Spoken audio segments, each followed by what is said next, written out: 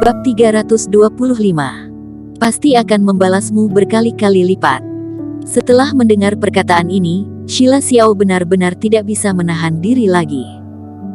Dia berusaha keras menginjak wajah Eric Qin, sambil menginjak sambil memarahi, terus marah, aku menyuruhmu terus marah. Gerakan Sheila Xiao yang kacau, membuat rambutnya berantakan, jelas sekali seperti ibu gila. Sedangkan dia hanyalah manusia biasa, menginjaki tubuh Eric Qin tidak mempunyai perasaan apapun. Mengenai orang di tingkat seperti Sheila Xiao ini, begitu tidak mampu mengendalikan emosi, maka sudah kalau. Pengurus rumah di samping mengingatkan, Nyonya tidak perlu seperti ini. Sheila Xiao baru tersadar, bernapas terengah-engah, menunjuk Eric Qin dan berkata, "Baik, bocah. Kamu benar-benar mirip dengan pria tua itu. Pantas saja dia bisa menyukaimu." Hahaha. Eric Qin sudah hampir kehilangan tenaga.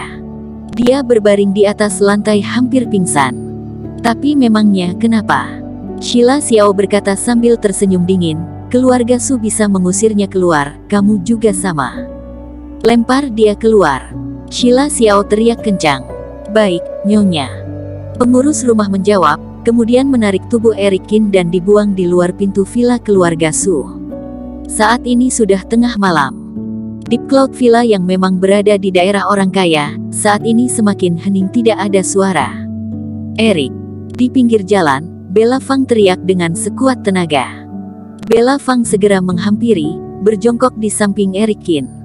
Melihat Eric Qin seperti itu, Bella Fang seketika terkejut sampai menangis. "Sudah kubilang jangan kesini, kamu tidak mendengarnya." Sambil menghapus air mata, Bella Fang menggunakan seluruh kekuatannya untuk menggerakkan tubuh Eric Qin. Namun, kekuatan Bella Fang terlalu kecil. Dengan sekuat tenaganya, juga tidak bisa membawa Eric Qin keluar villa. Saat ini, Bella Fang teringat pada seseorang. Dia segera mengeluarkan ponsel Eric Qin lalu menelpon nomor Chen Yu. "Kakak Qin." Setelah melihat telepon dari Eric Qin, Chen Yu tanpa bisa ditahan merasa sedikit terkejut. Bella Fang berkata sambil menangis, "Cepat datang ke Deep Cloud Villa. Eric Qin sudah akan meninggal." "Aku tidak bisa meninggal," Eric Qin berkata dengan senyum pahit. "Kamu jangan bicara lagi. Pertahankan energimu, jangan sampai tidur ya." Bella Fang berkata dengan panik. Di sana, setelah Chen Yu mendengar perkataan itu, wajahnya langsung sedikit berubah. Dia menatap keluar jendela dan tanpa bisa ditahan menghela napas. Sudah bertemu secepat ini. Chen Yu mengoceh kecil, matanya penuh dengan kekhawatiran. Chen Yu yang berada di kota B selama bertahun-tahun, tentu tahu posisi keluarga Su. Dia tahu jelas, dengan kemampuan Eric Qin sekarang, pasti tidak bisa menggerakkan keluarga Su. "Hai." Chen Yu menghela napas panjang. Sesaat kemudian, sebuah mobil sampai di depan Deep Cloud Villa. "Tolong cepat selamatkan Eric. Dia sudah mau mati." Hiks. Setelah melihat Chen Yu, Bella Fang menangis kencang. Chen Yu mengelus kepala Bella Fang dan berkata sambil tersenyum, "Nyawanya tidak selemah ini. Sudahlah, ayo kita papah dia ke atas mobil."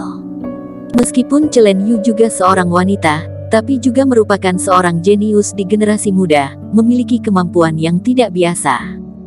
Setelah menggendong Eric Qin naik ke mobil, mobil pun langsung melaju ke rumah sakit. Di villa yang rindang, wajah Sheila Xiao sangat dingin.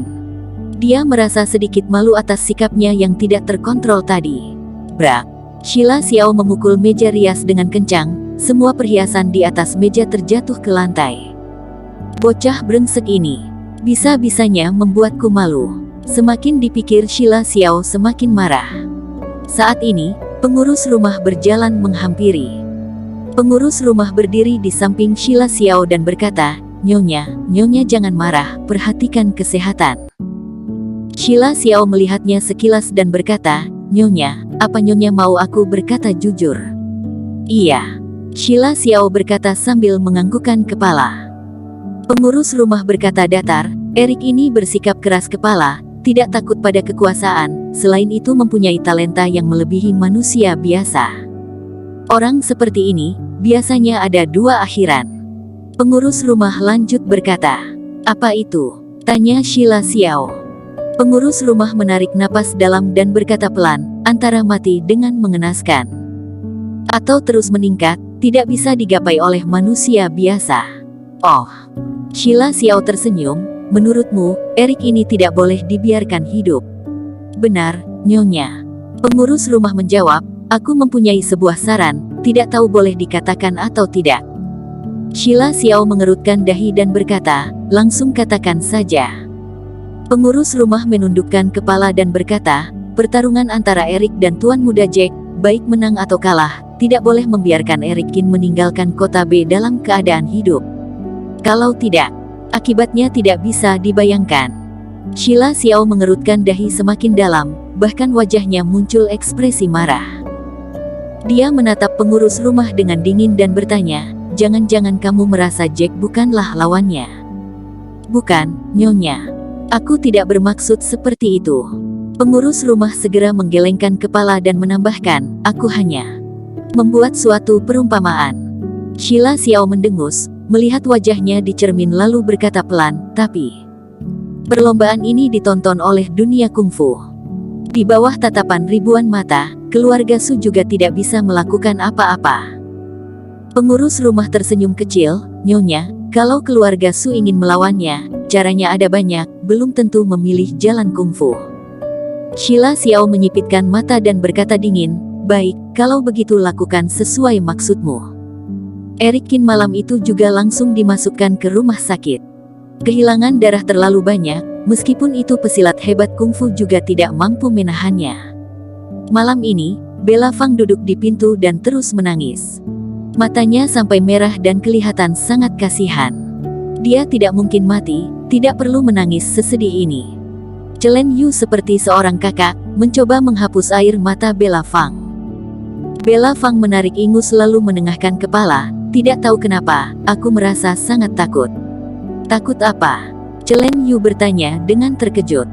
Bella Fang berkata kecil, aku takut tidak bisa bertemu dengannya lagi. Mendengar itu, Chen Yu seketika tersentak. Lalu, Chen Yu tanpa sadar menghela napas.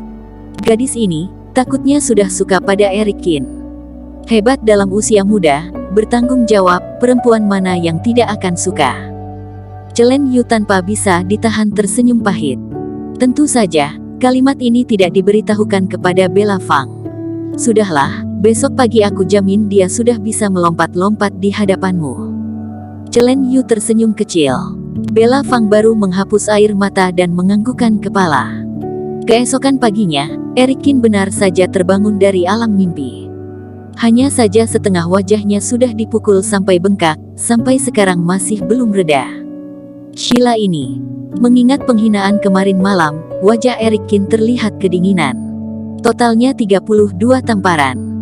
Sheila, aku pasti akan membalasmu berkali-kali lipat. Erik Kin menyentuh wajahnya sendiri dan berkata dingin. Bersambung. Terima kasih telah menonton video ini sampai akhir. Jangan lupa subscribe dan nantikan kisah episode selanjutnya hanya di Novel Story. Salam.